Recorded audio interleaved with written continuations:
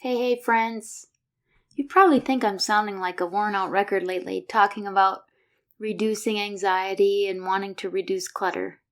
Well, today I'm going to get the ball rolling for an upcoming mission to get organized. Unless I change my mind, I'm going to start a series on decluttering and getting organized. We're going to talk about decluttering our mind, decluttering our schedules, and decluttering our homes. Now, calm down. I can feel you getting a little overwhelmed just thinking about it. Or maybe I can just feel me getting overwhelmed thinking about it. I know what it's like to be working full-time, managing a home, and now preparing for the holidays. But we are going to take this in bite-sized pieces. We're starting with just talking about the steps that I apply to every aspect of decluttering and organizing. You might want to grab a notebook and pen for this one, but honestly, I think you will remember the highlights even without it. So here we go. Welcome to the Grace-Filled Leader Podcast. Do you want better work-life balance? Do you get stuck in patterns of perfectionism and people-pleasing? Have you always been an overachiever but never really feel good enough, no matter how much outward success you achieve? Do you want more time for the things that matter most? Hi, I'm Tanya, a wife, mom, leader, certified Christian life coach, and Jesus lover. For most of my life, I tried to find worthiness through achievement, but no matter how hard I worked or how much I achieved, I never felt like I was enough. I was left burned out, empty, and exhausted. I had no time or energy for myself or my family. I needed balance. I needed peace. My life changed when I finally started to live like an unconditionally loved daughter of the King, saved by grace. This faith-led podcast will teach you time management, self-care routines, and practical leadership strategies to help you navigate life and leadership. If you're ready to become fueled by grace and free from people-pleasing, if you're ready to multiply your time and impact as a Christian woman in leadership, this podcast is for you. Unbutton your blazers and roll up your sleeves, sister friends. It's time to get after it. Okay, I did mention my acronym on the latest episode that can be applied to any organizational task. At least I think I did. It is a 4-step process that spells out the word SPAM, just like your junk folder or the mushy jellied meat product that seemed to be a delicacy to the Hawaiians in my college graduate program. But that's beside the point.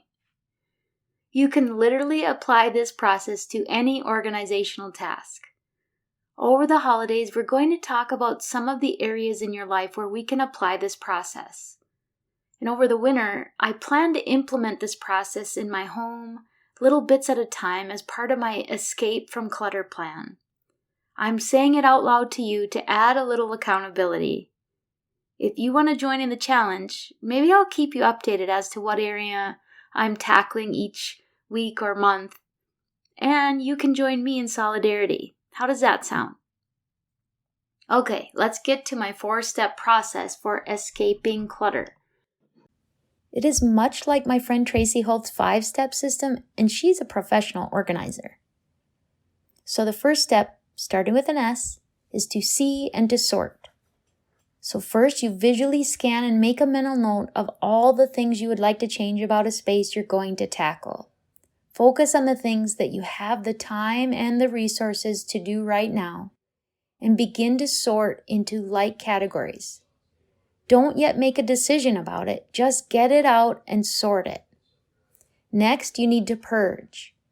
Go through each thing and ask yourself a series of questions that will help you determine whether it is something useful to keep, whether it needs to be discarded, or whether it can be donated and be a blessing to someone else.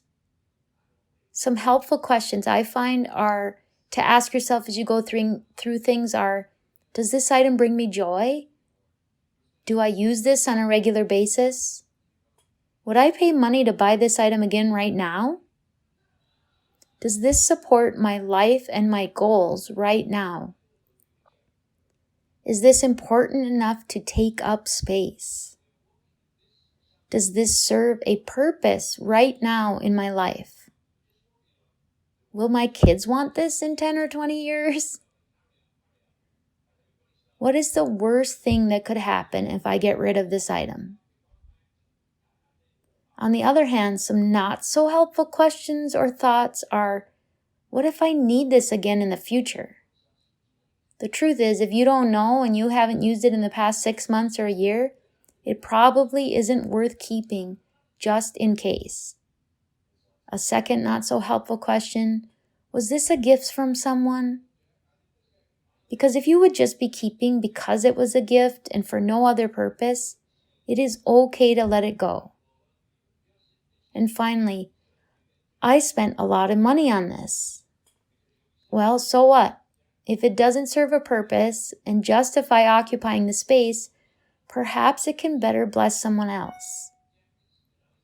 You only want to keep what is worth occupying space and then discard or donate the rest. Then we move on to the A, allocating or assigning a space for the item. This is where we really start to see the organization process coming together.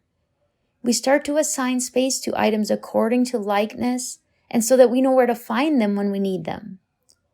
We can get some lovely coordinated containers and dividers to further organize and complement the space, but the goal is to have purged enough so that you truly have enough space to give everything else a home, and you end with a clean, organized space that is easier to keep up in the future. And finally, the fourth step is to manage or maintain the organization of that space. A good rule of thumb is that for every item you're tempted to bring back into that space, you first need to eliminate something else. It's also a good idea to incorporate quick little tidy routines into your day or your week that make it easy to keep a space organized and tidy. Now, in general, this 4-step process can work for organizing just about anything. We might see some modifications to the instruction depending on the area of your life we're organizing, but the principles hold true for just about everything. I hope in future episodes to get specific about areas of our lives and homes that we want to take from a state of disorder and clutter to a state of order that is appealing to our senses. Don't we want to experience peace in our minds, in our schedules, in our homes? I sure do. I hope you will join me as we look to decrease clutter and increase peace in the coming weeks. So until next time, I pray the Lord blesses you with His peace, that you are filled with gratitude and His amazing grace. I pray this episode blessed you, spoke to you, or encouraged you in some way. If so, please share it with a friend and head on over to Apple Podcasts to leave me a review. That's the only way for me to know if you're enjoying the show. Nothing blesses me more than to hear from you.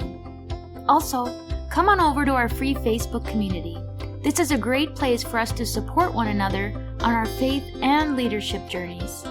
You can find the link to the group in the show notes or go to gracefilledleader.com/community. If you have questions or content ideas for the show, please send me a message on SpeakPipe or via email. Go to gracefilledleader.com/contact and leave a written or voice recorded message.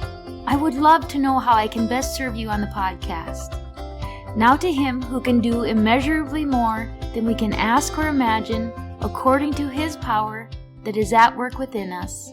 Ephesians 3, verse 20. Until next time, my friends, God bless.